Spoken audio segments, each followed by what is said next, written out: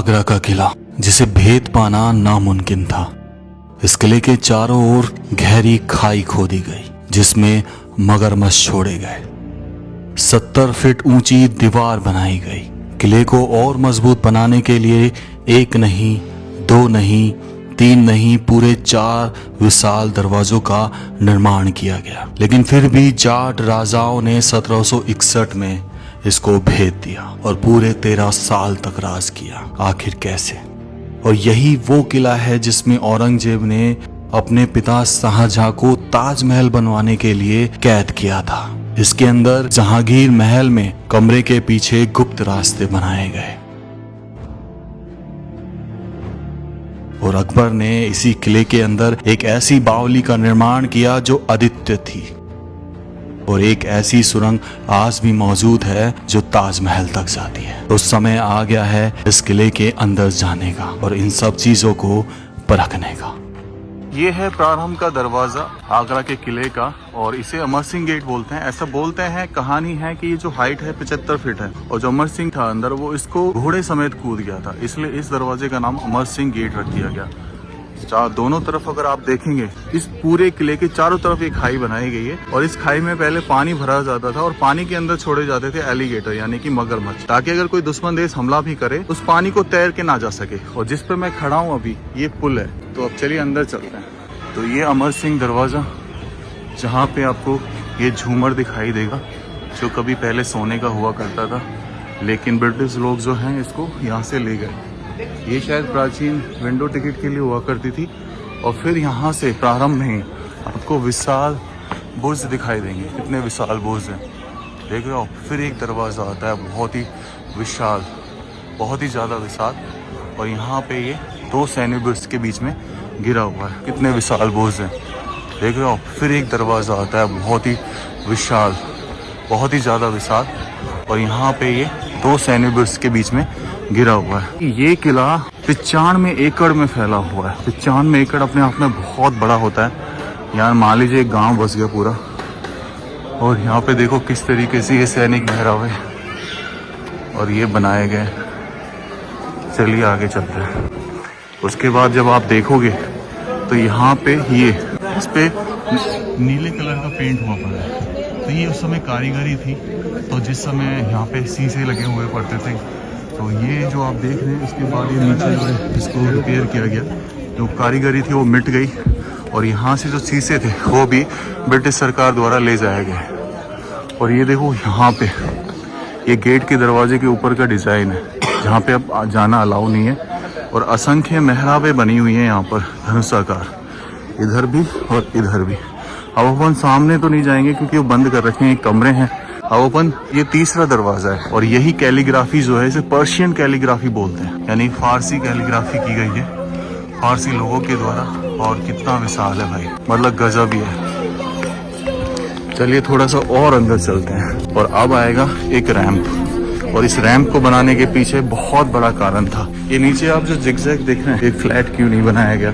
इसका रीजन ये है कि जो घोड़े हाथी जब चलते थे तो ये ढलान है ताकि वो फिसले ना, इसलिए इनको धीरे धीरे जिगजैग फॉर्म में बनाया गया। तो दोस्तों ये जो रैंप देख रहे हैं प्लानिंग के तहत बनाया गया था। जब कोई हमला करे तो वहाँ से बड़े बड़े पत्थर के गोले लुढ़काए जाते थे। अब अगर सेना तो इसी रास्ते से जाएगी तो वो पत्थर के गोले जो है उनको सह नहीं पाते थे। और फिर ये जो दीवारें देख रहे हैं ऊपर, ये जो छेद देख रहे हैं आप, इधर भी आपको छेद दिखाई देंगे। इनसे बताया जाता है कि गर्म तेल गर्म पानी को बरसाते थे। ये ईंटें आज से लगभग 450 साल पुरानी। इस जगह की हिस्ट्री जो है महमूद गजनबी से जुड़ी है, यानी कि 1000 साल पहले। लेकिन जो प्रमाण मिलते हैं वो मिलते हैं मुगल एम्पायर से। कहा जाता है कि सिकंदर खान लोधी इस जगह का एम्पायर हुआ करता था, उसको फिर हराया मुगल एम्पायर जब बाबर इंडिया आया था। 1505 में ये चला गया था बाबर के अंडर, यानी मुगल एम्पायर के अंडर। 1530 में यहाँ हुमायूं को ताज बनाया गया।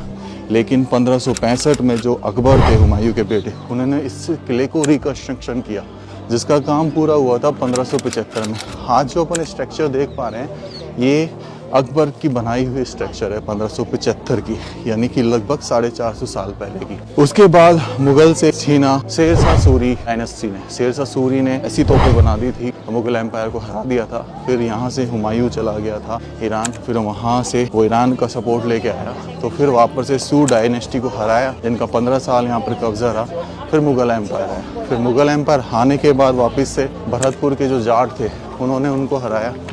फिर यहाँ पे भरतपुर स्टेट का शासन रहा। फिर भरतपुर स्टेट को दोबारा से हराया मुगल एम्पायर ने, और फिर उसके बाद यहाँ पर मराठाओं ने उनको हराया। फिर उसके बाद ब्रिटिश आ गए थे, और ब्रिटिश के बाद यहाँ पर तुम जानते हो क्या हुआ, 1947 में ये चीज़ें गवर्नमेंट हो गई। लाल किले आगरा की शुरुआत होती है जहांगीर महल के बगल में स्थित अकबरी महल से, जिसे बंगाली महल भी बोला जाता था। इसे बनवाया गया था 1565 में और तोड़ा गया 1589 में। तोड़ा था भरतपुर स्टेट के जाट राजाओं ने गुस्से या आक्रोश में आकर। आज सिर्फ यहाँ पर बचे हैं तो सिर्फ उनकी दीवारों के अवशेष। यहाँ पे लिखा हुआ है बंगाली महल। देखो ये इधर मैं दिखाता हूँ कुछ कनेक्टेड सुरंग जो हैं अकबरी महल की अभी भी हैं, जो बची हुई हैं। पर ये क्षतिग्रस्त देखो किस तरीके से तोड़ा गया। ये नीचे कमरा बनाया तो इसी में से जाती है वो। देख रहे हैं भाई, उस समय ईंटों का इस्तेमाल होने लग गया था। और यहाँ पे ये देखो, ये तहखाने, और ये बंद है भाई, टोटली बंद। आज अब आपको बेहतरीन बावड़ी दिखाते हैं इस किले की। ये है भाई बावड़ी, कुआं, ये देखो, ये यहाँ से बनाया हुआ। ये शायद जेल वगैरह है, क्या है, कमरे कनेक्टेड है, बंद कर रखे हैं ना।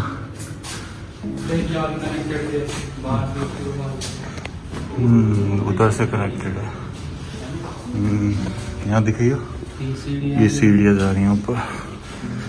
अकबर के द्वारा बनवाई गई 500 साल पहले की एक ऐसी बावड़ी जिसे आप जरूर देखना चाहेंगे। इस बावड़ी में बहुत सारे राज छुपे हैं। इतनी अद्भुत बावड़ी शायद ही आपने देखी हो। इसको ध्यान से देखिए। जब हमने इसको ध्यान से देखा तो 7 मंजिल तो ये हमें दिखाई दे रही थी, और न जाने कितने मंजिल तक इसमें पानी भरा हुआ था। अगर देखी जाए तो ये भारत के इतिहास की तीसरी सबसे बड़ी बावड़ी बन सकती है जो मंजिल में काउंट की जाएगी। लेकिन अभी भी सिर्फ 2 ही नाम याद आते हैं, एक तो आभानेरी बावड़ी और दूसरा नीमराना बावड़ी। इस बावड़ी के दरवाजे तक मैंने जाने की कोशिश की, आखिर अंदर से कहाँ जाता है दरवाजा, लेकिन अफसोस की बात यह थी कि दरवाजे पर ताला लगा हुआ था।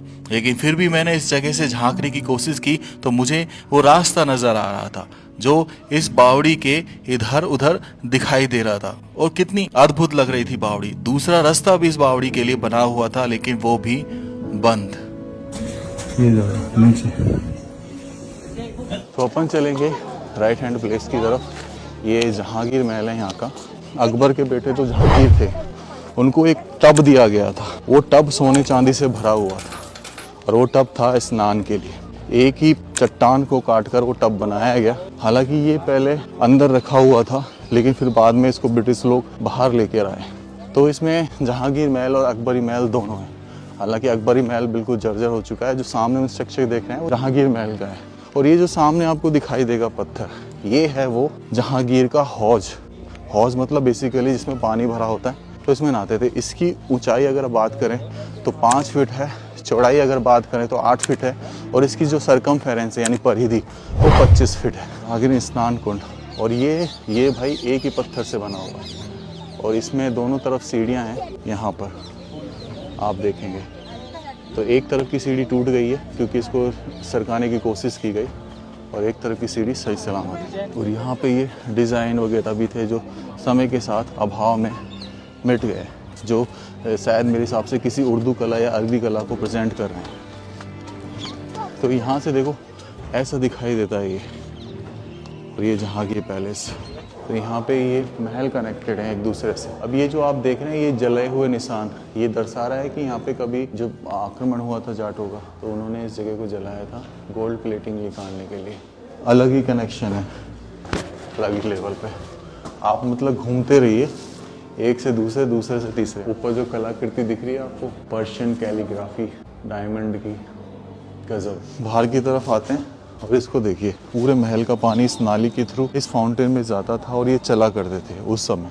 तो यहाँ पे फाउंटेन सा लगता है, कितने डिज़ाइन के साथ बना है। अपने आप में मतलब कलाकृति को ऐसे समझ लो कि उसने निचोड़ लिया हो, बहुत ज़्यादा निचोड़ लिया हो। जहाँ ज़्यादातर हमें हिंदू शैली नज़र आ रही है, जिसको शायद वो प्यार करने लग गए थे। और नीचे आप ये देख रहे हैं, ये छेद, ये एक्चुअल में छेद के नीचे एक पासिंग है पानी की, जिस पूरे किले से पास होती थी। और अपन यहाँ से देखते हैं ये, जिससे हमारा पूरा जो आगरा है दिखाई देता था। और इसके पीछे भी खाई है भाई, और फिर सड़क आ जाती है। जो खाई देख रहे हैं आप, ये पूरा घेरा हुआ है। तो ये मतलब हर डायरेक्शन में मेरे हिसाब से स्तंभ बनाए गए थे लड़ने के लिए। और यहीं से आपको ब्यूटीफुल व्यू ताजमहल का दिखाई देगा। अभी पॉल्यूशन बहुत ज़्यादा है, कोहरा बहुत ज़्यादा है, इसलिए बहुत धुंधला दिखाई दे रहा है, पर यहीं से वो दिखाई देता है। ये इसका समझ लो एक तरीके से मिरर है।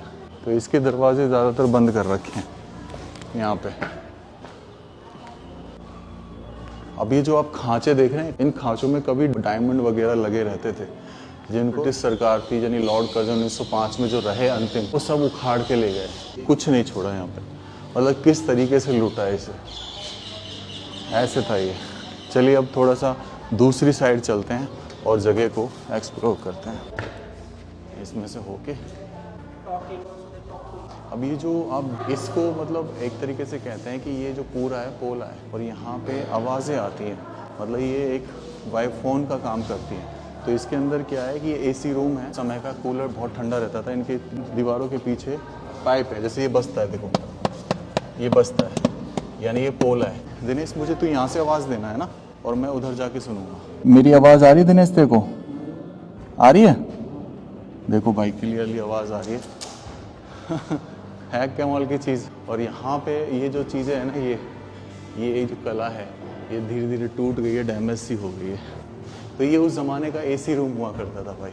वेंटिलेशन के लिए देखो ऊपर से झरोके छोड़े गए ताकि हवा प्रॉपर आ सके।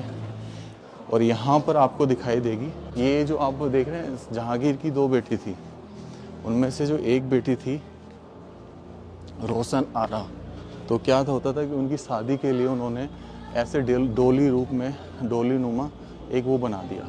देखो ये डोली नुमा एक स्ट्रक्चर है, और ये रोशन आरा के लिए था। रोशन आरा ऐसे मतलब इसमें शादी वगैरह के लिए जो होता था सिस्टम, वो डोली रूप में ही करवा दिया। तो ये है वो रोशन आरा जो उनकी बेटी के नाम पर पड़ा, एक डोली नुमा स्ट्रक्चर। अब यहाँ से भी हम थोड़ा सा आपको दिखाते हैं। ये बहुत गजब का स्ट्रक्चर है, मकराना के संगमरमर पत्थरों का यूज़ किया गया है। और ये जो डिज़ाइन देख रहे हैं आप, ये पहले पूरा जो है उजालों के लिए, और कुछ जगह पर डायमंड्स भी लगे होते थे। और यहाँ से हमें स्टिल ये किले के पीछे की जो है खाई नज़र आती है, और वो सामने ताजमहल।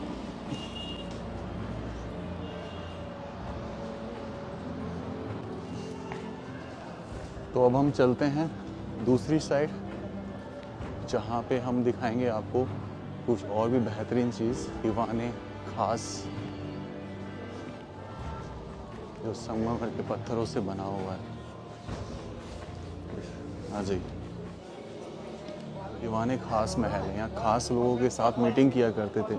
और ये सामने देखो फाउंटेन, उस समय के फाउंटेन, ये छोटे छोटे दिख रहे हैं आपको, ये इनसे भी पानी आता था। अब देखो ना तो बिजली ना कोई टेक्नोलॉजी ऐसी थी कि मतलब प्रेशर से पानी आता था, और पूरे किले का पानी इसके अंदर आता था। ऐसी टेक्नोलॉजी सेट की गई थी। आज जो बचे हैं वो सिर्फ ये बचे हैं, वहाँ दो छेद देख रहे हैं, उनसे पानी चल जाके वापस से रिसाइकिल होता था।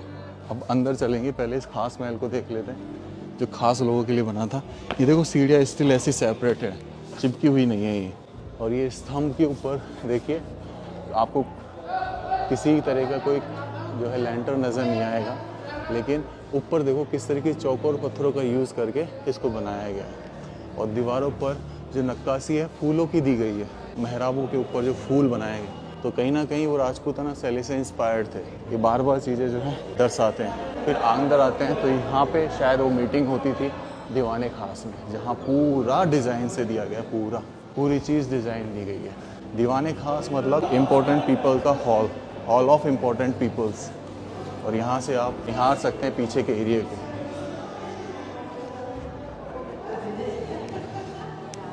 अब जो सामने है दीवाने खास के, फाउंटेन था जो इसको जगमगा गया था, जिसमें रोज़ वाटर भरा जाता था। और उसके सामने जो आप देख रहे हैं एक गार्डन सा, ये एक्चुअल में गार्डन जो है अंगूरी बाग है। अंगूरी बाग मतलब ऐसा बोला जाता है कि इसमें अंगूर की खेती हुआ करती थी उस समय। ये अंगूरी बाग था, बीच में फाउंटेन था चारों तरफ, और बहुत ही डिज़ाइनफुल तरीके से इसको बनाया गया था। गजब का कारीगरी। नीचे आके इसके बारे में पढ़ते हैं थोड़ा सा। खास महल आराम गाह जिसे बोला अंगूरी बाग, 1631 से लेके 1640 हुमायूं के टाइम पर। डिज़ाइन देखो आप, ये बेसिकली यहाँ पे एक छोटा सा फाउंटेन और एक छोटा सा बाथ टब मान लीजिए, जो बच्चों के लिए शायद यूज़ में लिया जाता होगा। फिर यहाँ पे देखो आले, ये बेसिकली रोशनी के लिए, रोशनी करके रात को जैसे कोई नहाना चाहे तो उसके लिए। आज ही अब चलते हैं। और ये इसके नीचे भाई बेसमेंट है, ये देखो जो पूरा बंद कर रखा है। तय खाना है भाई। और अब ये जो आप सामने देख रहे हैं भाई, ये शीश महल है, लेकिन ये बंद कर रखा है। ये सिर्फ वीवीआईपी लोगों के लिए खुल रहा है। इसका भी 1630 और 40 के बीच में बताया जाता है। ये यहाँ से दिखाई देता है, इसमें अंदर लोग हैं। ये देखो, ये शीश महल है भाई। गजब की कलाकृति अपने अंदर समेटे हुए है। बीच में फाउंटेन भी है शायद। देखो यहाँ पे भी आपको ना थोड़ा दिख जाएंगे शीशे लगे हुए। ये देखो शीशे। चलिए अब चलते हैं थोड़ा सा आगे। ये जो दीवाने खास था, इसके उधर की साइड तो रोशन आ रहा था, और यहाँ पर ये दूसरी देखो डोली के रूप में वापस से बनाई गई है जहानारा। तो ये दूसरी बेटी है जहानारा। अब थोड़ा सा आगे बढ़ते हैं, और यहीं पे वो जगह भी है जहाँ पे शाहजहाँ को कैद करके रखा गया था, मुट्ठुमन बर्ग, लेकिन हिंदी में बोलते हैं मोमचन बर्ग, जहाँ पे शाहजहाँ को कैद करके रखा गया था। इस जगह से निकलते हैं तो राइट हैंड साइड में आपको जो कैलीग्राफी दिख रही है खम्भों पे, ये पर्शियन कैलीग्राफी फारसी। और यही वो जगह है जहाँ पर जो शाहजहाँ है उसको कैद करके रखा गया। यहाँ पे ये जो है ना देखो, ये डायमंड लगे होते थे, ये लोगों ने निकाल लिए खरोंच खरोंच के, इसलिए इसको क्लोज किया गया, क्योंकि डायमंड निकाल के लेके जा रहे थे। स्टोन जो थे कीमती वो लगा। यहाँ पे देखो किस तरीके से कारीगरी करी। ये जेल हुआ करती थी उस समय की। और बीच में जो है फाउंटेन दिया गया था, क्योंकि जहांगीर ने ये डिज़ाइन किया था किसी और चीज़ के लिए। तो कहते हैं कि आखिरी समय जो था, यहाँ से ताजमहल दिखाई देता है, उसको देखते हुए उनकी आखिरी सांस निकली। ये इसके जस्ट सामने है। यहाँ से क्या होता था, पानी चला करता था। ऊपर देखेंगे आप तो यहाँ पे एक छेद है, छत से पानी आता था बारिश का, नीचे चला करता था, ये पूरा भर जाता था। फिर इसमें पूरा भरने के बाद ये सामने से यहाँ से एग्जिट हो जाता था, फिर चला जाता था ये झील में, जो चारों तरफ खाई खोद के नदी बनाई गई है ना, उसमें।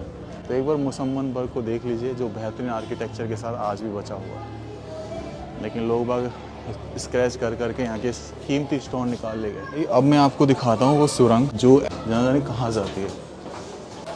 ये जो आप देख रहे हैं, ये बेसिकली सुरंग है, एक टनल है, तो न जाने कहाँ जाती है, लेकिन इसको बंद कर दिया गया है सिक्योरिटी पर्पस से।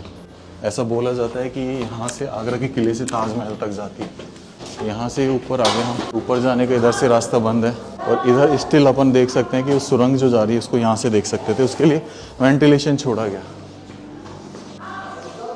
आ जाइए। तो उनके लिए मीना मस्जिद बनाई गई, शाहजहाँ के लिए अलग से वो मीना मस्जिद, जहाँ पे शाहजहाँ जो हैं पढ़ा करते थे नमाज। तो ये उनके लिए अलग से बनाई गई थी। सीढ़ियाँ चढ़ रही हैं इसमें ऊपर, लेकिन जाने नहीं दिया जाता। इसके बारे में लिखा भी हुआ है। उसके बाद इधर चलते हैं, और ये देखो ये रास्ता नीचे के लिए जा रहा है जो बंद कर रखा है। और ये जो आप देख रहे हैं ये सामने, ये है मीना बाज़ार। और इस मीना बाज़ार की बात ये है कि इसको मछली बाज़ार भी कहा जाता है। यहाँ पे तो शहंशाह खड़े होते थे, वहाँ उनकी बेगम खड़ी होती थी, मुमताज़, शाहजहाँ और मुमताज़, और वो दोनों तीरंदाज थे, शिकार किया करते थे। तो यहाँ पे एक कुंड हुआ करता था उस समय, दोनों साइड कुंड में मछलियाँ भरी होती थी, तो मछलियों का शिकार किया करते थे। अब शहंशाह का तो है ना अलग से ही दिख जाता है कि यहाँ पे ये शहंशाह के खड़े होने की जगह है। खम्भों पे 12 की नक्काशी, ये कर्टेंस दिखाए गए हैं पूरे। और ये देखो गजब कलाकृति। और नीचे आप ये जो देख रहे हैं ये चीज़, ये एक्चुअल में टकसाल हुआ करती थी, जहाँ पे सिक्के बना करते थे सोने चांदी के। और सामने वो दरवाज़ा, ऐसे बोला जाता है कि रानियाँ वहाँ खड़ी होती थी, और ये सारे कमरे दासियों के लिए हुआ करते थे उनकी। तो ये है हमारा मीना बाज़ार, जहाँ बाज़ार भी लगा करता था। चलिए अब उधर चलते हैं दीवाने आम में, जहाँ पे कुछ कॉमन लोगों की प्रॉब्लम को सुना जाता था और उनका सॉल्यूशन किया जाता था। ये देखो, इसको भी बंद कर दिया गया, शायद इसमें भी कुछ प्रॉब्लम ना हो वो। इसका भी रीज़न ये कलाकृति पर्शियन कैलीग्राफी बहुत बारीकी से बनाई गई है, स्टोन्स लगा लगा के। ये स्टोन्स है भाई जो दिख रहे हैं ना, येलो येलो कलर के, ओह जिनको लोगों ने स्क्रैच कर दिया। तो ये है दीवाने खास, ये भी खास लोगों का दीवान है। दोस्तों, ये जो सामने आप काला पत्थर देख रहे हैं, इसे बोला जाता है कसौटी पत्थर, जिसे लाया गया था बेल्जियम से। इस पर बैठा करते थे जहांगीर। कसौटी पत्थर सोने को परखता था कि वो असली है या नकली। इसी तरह जहांगीर भी इस पर बैठकर डिसीजन लिया करते थे, बिल्कुल कसौटी की तरह। कोई डाउट नहीं होता था, बिल्कुल क्लियर डिसीजंस होते थे। लेकिन 1803 में ब्रिटिशर्स ने जब इस किले पर हमला किया तो तोप का गोला इस पत्थर को आके लगा, जिसकी वजह से इसमें दरार आ गई और इस पे आज भी फारसी लैंग्वेज में ब्लेसिंग्स लिखी हुई हैं। तोप के गोले का निशान ये सामने दीवाने खास पर भी नजर आता है, जिसकी वजह से दरार आई। और ये सफेद वाला ये वजीर का थ्रोन था, वजीर का सिंहासन। लेकिन कई लोगों की मान्यता ये भी है कि शाहजहां इस सफेद वाले थ्रोन पर बैठा करते थे और यहाँ से ताजमहल को निहारा करते थे। ये बीच में आपको दिख रहा होगा, थोड़ा और जूम कर लेते हैं। पॉल्यूशन इतना तगड़ा है कि ये भी ढक गया है। और अगर यही चीज़ हम उस साइड से देखेंगे तो ये हमको ताजमहल बहुत बड़ा नज़र आएगा। इसका भी एक इल्यूजन है। तो अपन ऐसे जाके ऐसे जाते हैं। दोस्तों, मैं जहांगीर का सिंहासन देखने के बाद चल पड़ता हूँ नगीना मस्जिद के लिए। वो नगीना मस्जिद जहाँ लेडीज यानी महिलाएं नमाज पढ़ा करती थी। इस रास्ते पर बीच में पड़ता है शाही हमाम, वो हमाम जहाँ से जल की आपूर्ति हुआ करती थी, जिसे मुसल खाना भी बोला जाता था, यानी कि यहाँ पर नहाने का स्थान हुआ करता था। लेकिन फिलहाल ये बंद है। इन गलियों में से गुजरते हुए अद्भुत कला का एहसास होता है और वो जगह भी आ जाती है जहाँ अक्सर मुमताज खड़ी होकर इस जगह को निहारा करती थी। आगे चलते ही हमें दिखाई देता है नगीना मस्जिद का दरवाजा। इस दरवाजे में से अंदर जाकर आपको अद्भुत मकराना के संगमरमर से बनी नगीना मस्जिद दिखाई देगी। और इस नगीना मस्जिद के सामने था प्राचीन फाउंटेन, वो फाउंटेन जो नेचुरल तरीके से चला करता था। बारिश का पानी ऊपर से नीचे आता था और नीचे सिर्फ प्रेशर से ये फव्वारा चला करता था। यहाँ पर हमें एक अजीब और गरीब खुशबू महसूस हो रही थी। ऐसा लग रहा था कि जैसे जो रोज वाटर यूज किया जाता था उस समय, वो यहाँ पर रम चुका है। अद्भुत कला देखने की जो उस समय बनी।